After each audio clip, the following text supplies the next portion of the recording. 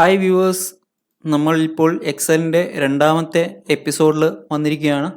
അപ്പോൾ നമ്മൾ ആദ്യത്തെ എപ്പിസോഡ് നിങ്ങൾക്ക് എല്ലാവർക്കും ഇഷ്ടപ്പെട്ടു, നിങ്ങളെല്ലാവർക്കും ഷെയർ ചെയ്തു എന്ന് കരുതിക്കൊണ്ട് തന്നെ ഞാൻ രണ്ടാമത്തെ വീഡിയോ തുടങ്ങുകയാണ്. ഓക്കെ, ഇവിടെ ഈ വീഡിയോയിൽ നമ്മൾ നോക്കാൻ പോകുന്നത് എന്തൊക്കെ ഓപ്ഷൻസ് ആണ് എക്സലിൽ അവൈലബിൾ ആയിട്ടുള്ളത് എന്നാണ്. നമുക്ക് ഒന്നൊന്നായിട്ട് പോകാം. നമുക്ക് ആദ്യം ഏറ്റവും മുകളിലുള്ള ഓപ്ഷൻ നോക്കാം. ഏറ്റവും മുകളിലായിട്ട് നിങ്ങൾക്ക് കാണുന്നത് ഒരു ഗ്രീൻ ടാബ് കളറിൽ കാണുന്നത് ലെഫ്റ്റ് സൈഡിൽ ആദ്യം വരുന്നത് ക്വിക്ക് ആക്സസ് ടൂൾ ബാർ. ഈ ഗ്രീൻ പോർഷൻ മുഴുവൻ ക്വിക്ക് ആക്സസ് ടൂൾ ബാർ ആണ്. അതിനകത്ത് ആദ്യം ലെഫ്റ്റ് സൈഡിൽ വരുന്നത് നമുക്കൊരു ബേസിക് ആയിട്ട് 4 ഓപ്ഷൻസ് ആണ് വരുന്നത്. ഓട്ടോ സേവ്, അതായത് നിങ്ങൾ ഫയൽ വർക്ക് ചെയ്തുകൊണ്ടിരിക്കുമ്പോൾ ഒരു 5 മിനിറ്റ് അല്ലെങ്കിൽ 10 മിനിറ്റ് നമ്മൾ സെറ്റ് ചെയ്യുന്നത് പോലെ ആ 5 മിനിറ്റ് 10 മിനിറ്റ് കൂടുമ്പോൾ ഫയൽ സേവ് ആയിക്കൊണ്ടേയിരിക്കും. ഇൻ കേസ് നമ്മൾ ഇടയ്ക്ക് എന്തെങ്കിലും സിസ്റ്റം ഹാങ് ആവുകയോ അല്ലെങ്കിൽ നമ്മൾ സേവ് ചെയ്യാതെ മറന്നു പോവുകയോ ചെയ്യുകയാണെങ്കിൽ അതുവരെയുള്ള സേവിങ് നമുക്ക് അവിടെ നിന്ന് കിട്ടുന്നതായിരിക്കും. അടുത്തത് സേവ് ബട്ടൺ ആണ്, നമുക്ക് മാനുവലി സേവ് ചെയ്യാവുന്ന ബട്ടൺ ആണ്. അതിനുശേഷം വരുന്നത് അൺഡു ആൻഡ് റീഡു ഓപ്ഷൻസ് ആണ്. ഞാൻ ഓരോ ഓപ്ഷൻസിനെ കുറിച്ചും ഡീറ്റെയിൽ ആയിട്ട് ഓരോ വീഡിയോയിലും പറയുന്നതാണ്, ഇനിയുള്ള വരുന്ന വീഡിയോയിൽ പറയുന്നതാണ്. ഇപ്പോൾ ജസ്റ്റ് ഞാൻ എന്താണ് ഓപ്ഷൻസ് അവൈലബിൾ എന്ന് പറയുന്നത്. അടുത്തത് നമുക്ക് മിഡിൽ പോർഷനിൽ കാണാം, നമുക്ക് ഫയലിൻ്റെ പേര്. ഈ ഫയൽ ഞാൻ കൊടുത്തിരിക്കുന്ന പേര് എക്സൽ ട്യൂട്ടോറിയൽ എന്നാണ്. അതിന് സൈഡിൽ ഒരു ഹൈഫൻ ഇട്ടിട്ട് എക്സൽ, ഇത് ഏത് ഫയൽ ഫോർമാറ്റാണ്, ഇതിപ്പോൾ 365 വേർഷനാണ് ഞാൻ ഉപയോഗിക്കുന്നത്. അപ്പം എക്സലിൻ്റെ ഫോർമാറ്റാണ്, അതായത് പഴയ വേർഷൻ ആണെങ്കിൽ എക്സൽ കോമ്പാക്റ്റബിൾ മോഡ് എന്ന് കാണിക്കും, അല്ലെങ്കിൽ CSV ഫയൽ നമുക്ക് ഓപ്പൺ ചെയ്യാം, അതുപോലെ ടെക്സ്റ്റ് ഫയൽ ഓപ്പൺ ചെയ്യാം. അത് എല്ലാം നമുക്ക് ഇവിടെ അറിയാനായിട്ട് പറ്റും. പിന്നെ റൈറ്റ് സൈഡിൽ വരുന്നത് നമുക്ക് യൂസർ ആരാണ്. യൂസർ നമ്മൾ എക്സൽ ഇൻസ്റ്റാൾ ചെയ്യുമ്പോൾ തന്നെ നമ്മളൊരു യൂസർ നെയിം കൊടുക്കും, ആ യൂസർ നെയിം ഇവിടെ കാണിക്കും. പിന്നെ വരുന്നത് നമുക്ക് മെനു ബാർ ഹൈഡ് ചെയ്യാനും ഓപ്പൺ ചെയ്യാനുള്ള ഓപ്ഷൻസ് ആണ്. ഓക്കെ, പിന്നെ minimise button, maximise button and close button, ഇത്രയാണ് നമുക്ക് ക്വിക്ക് ആക്സസ് ടൂൾ ബാറിൽ വരുന്നത്. അതിനുശേഷം താഴെ വരുന്നതിനെ ടാബ് എന്ന് പറയും. മുമ്പൊക്കെ ഇതിന് മെനു എന്ന് പറഞ്ഞിരുന്നു, ഇപ്പോൾ മെനു എന്നല്ല, ഇതിന് ടാബ് എന്നാണ് പറയുക. File tab, home tab, insert tab, അങ്ങനെ ഓരോ ടാബ്. ആ ടാബിന് താഴെ വരുന്ന ഓപ്ഷൻസ് വരുന്നതിന് പേരാണ് റിബൺ. അതിന് താഴെ വരുന്നത് റിബൺസ് ആണ്. ഓക്കെ, ഓരോ ടാബിനും അതിൻ്റെതായ റിബൺസ് ഉണ്ടാവും, അതായത് ഓപ്ഷൻസ് ഉണ്ടാവും, നമുക്ക് ഐക്കണായിട്ട് നമുക്ക് കാണാൻ കഴിയും. ഓക്കെ, നമുക്ക് ഓരോ ഓപ്ഷൻസും നമുക്ക് ഒന്നൊന്നായിട്ട് നോക്കാം. ആദ്യം തന്നെ ഫയൽ ഓപ്ഷൻ നോക്കാം. ഫയൽ ഓപ്ഷൻസിൽ എന്തൊക്കെയാണ് ഉള്ളതെന്ന് നോക്കാം. ഫയൽ ഓപ്ഷൻസിൽ ആദ്യം തന്നെ വരുന്നത് ഹോം, അതായത് ഫയലിൻ്റെ ഹോം പേജ്. പിന്നെ ന്യൂ, എനിക്കൊരു പുതിയ ഫയൽ ഓപ്പൺ ചെയ്യണമെങ്കിൽ ഇവിടെയാണ് വരേണ്ടത്. ആ പുതിയ ഫയൽ എനിക്കൊരു ബ്ലാങ്ക് ആയിട്ടുള്ള ഫയലാണ് വേണ്ടെങ്കിൽ അങ്ങനെ, അല്ലെങ്കിൽ പലതരത്തിലുള്ള ടെംപ്ലേറ്റ്സ് അവൈലബിൾ ആണ്. Okay, billing statement, blood pressure tracker, expense, അങ്ങനെ പല പല ഫോർമാറ്റ് നമുക്ക്, അല്ലെങ്കിൽ ബിസിനസ് ഇതിൽ സെർച്ച് ചെയ്യാം. എന്ത് ടെംപ്ലേറ്റ്സ് വേണമെങ്കിലും നമുക്ക് ഇതിനകത്ത് സെർച്ച് ചെയ്തെടുക്കാനായിട്ട് പറ്റും. നമുക്കതുപോലെ ഓപ്പൺ ചെയ്യുന്ന പറഞ്ഞാൽ എക്സിസ്റ്റിംഗ് ആയിട്ടുള്ളൊരു ഫയൽ ഓപ്പൺ ചെയ്യാൻ. പിന്നെ ഇൻഫോ, എൻ്റെ ഈ ഫയൽ എത്ര സൈസ് ഉള്ളതാണ്, എപ്പോൾ ക്രിയേറ്റ് ചെയ്തതാണ്, എപ്പോഴാണ് മോഡിഫൈ ചെയ്തത്, എല്ലാ ഡീറ്റെയിലും ഈ ഫയലിനെ കുറിച്ചുള്ള എല്ലാ ഓപ്ഷൻസും നമുക്ക് ഇതിനകത്ത് അറിയാൻ പറ്റും. പിന്നെ സേവ് ചെയ്യാം. സേവ് ആസ്, എനിക്ക് വേറൊരു പേരിലോ അല്ലെങ്കിൽ വേറൊരു ലൊക്കേഷനിലോ ഇത് സേവ് ചെയ്യണമെങ്കിൽ, പ്രിൻറ്റ് ചെയ്യണമെങ്കിൽ, എല്ലാ ഓപ്ഷൻസും, ഷെയർ, എക്സ്പോർട്ട്, ക്ലോസ്, ഇത്രയും ഓപ്ഷൻസ് നമുക്ക് ഫയലിൽ കിട്ടുന്നതാണ്. പിന്നെ അടുത്തത് വരുന്നത് ഹോം ഓപ്ഷനാണ്. ഓക്കെ, ഹോം ഓപ്ഷൻസിൽ വരുന്നത് നമുക്ക് മെയിനായിട്ട് ഏറ്റവും കൂടുതൽ നമ്മൾ എക്സലിൽ ഉപയോഗിക്കുന്ന ഓപ്ഷൻസാണ് ഹോം ഓപ്ഷൻസിൽ വരുന്നത്. ഇവിടെ ഓരോന്നിനെയും ഓരോ ലൈൻ ഇട്ട് സെഗ്രിഗേറ്റ് ചെയ്തിട്ടുണ്ട്. ആദ്യം ക്ലിപ്പ് ബോർഡിൽ കട്ട്, കോപ്പി, പേസ്റ്റ് എന്നുള്ള ഓപ്ഷൻസ് വരും. പിന്നെ ഫോണ്ടിൽ എൻ്റെ ഫോൺ സ്റ്റൈൽ മാറ്റാം, ഫോണ്ടിൻ്റെ കളർ മാറ്റാം, ഫോണ്ടിൻ്റെ സൈസ് മാറ്റാം, അങ്ങനെ ഫോണ്ടുമായി ബന്ധപ്പെട്ട എല്ലാ ഓപ്ഷൻസും ഇവിടെയാണ് വരുന്നത്. ഞാൻ ഓരോന്നും മുമ്പ് പറഞ്ഞതുപോലെ തന്നെ ഞാൻ ഓരോന്നും ഡീറ്റെയിൽ ആയിട്ട് ഓരോ വീഡിയോസിൽ പറയുന്നതാണ്. ഇപ്പോൾ ഞാൻ ജസ്റ്റ് എന്താണ് മെനൂസ്, എന്തൊക്കെ ഉണ്ട് എന്ന് മാത്രമാണ് പറഞ്ഞു വരുന്നത്. ജസ്റ്റ് ഞാൻ പറഞ്ഞു പോവുകയാണ്. അലൈൻമെൻറ്റ് ഓപ്ഷൻ ഉണ്ട്, നമ്പർ ഓപ്ഷൻ ഉണ്ട്, സ്റ്റൈൽസ് ഉണ്ട്, സെൽ എഡിറ്റിംഗ്, ഐഡിയ, സെൻസിറ്റിവിറ്റി, അതുപോലെ തന്നെ ഇൻസേർട്ടിൽ വരുന്നത് ടേബിൾസ്, ആഡിൻസ്, ചാർട്ട്സ്, നമുക്ക് ഗ്രാഫൊക്കെ ഇവിടെയാണ് നമ്മൾ ആഡ് ചെയ്യുക.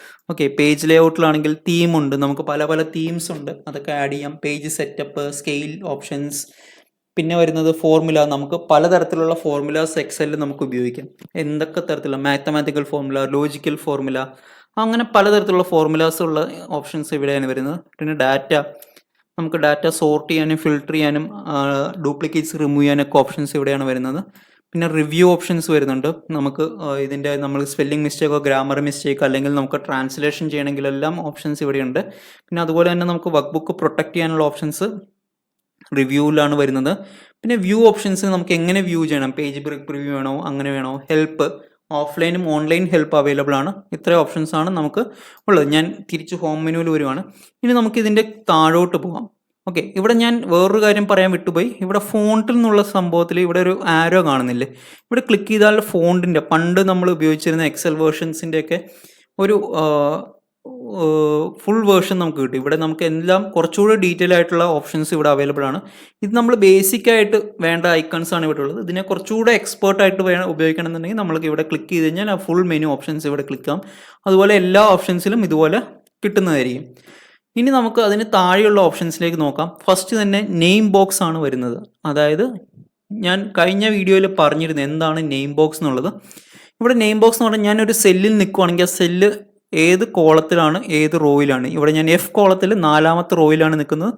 അപ്പോൾ F4 എന്നാണ് ഇവിടെ കാണിക്കുക. ഇപ്പോൾ ഞാൻ ഒന്നിൽ കൂടുതൽ സെല്ലുകൾ ഇവിടെ സെലക്ട് ചെയ്താൽ അത് ഞാൻ എത്ര റോ സെലക്ട് ചെയ്തു, എത്ര കോളം സെലക്ട് ചെയ്തു എന്നായിരിക്കും അവിടെ കാണിക്കുന്നത്. ഇവിടെ ഞാൻ 6 റോസും 1 കോളവുമാണ് ഇവിടെ 6 കോളവും റോസും 4 കോളവുമാണ് ഇവിടെ സെലക്ട് ചെയ്തത്.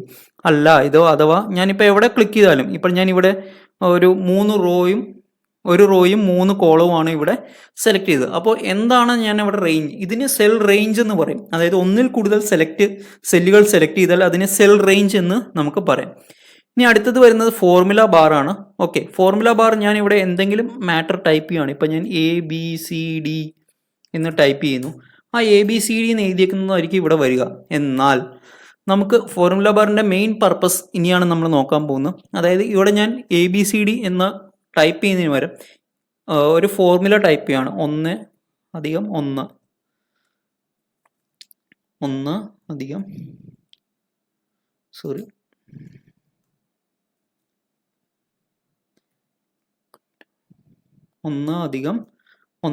ഇവിടെ നമ്മൾ ഫോർമുല അടിക്കുമ്പോൾ എക്സൽ ശ്രദ്ധിക്കേണ്ട കാര്യം എന്താണെന്ന് വെച്ച് കഴിഞ്ഞാൽ ആദ്യം തന്നെ നമ്മൾ ഈക്വൽ ടു കൊടുക്കണം. നമ്മൾ കണക്ക് സ്കൂളിലൊക്കെ പഠിക്കുമ്പോൾ 1+1 = 2 അല്ലെങ്കിൽ 1+1 = 2 എന്നാണ്.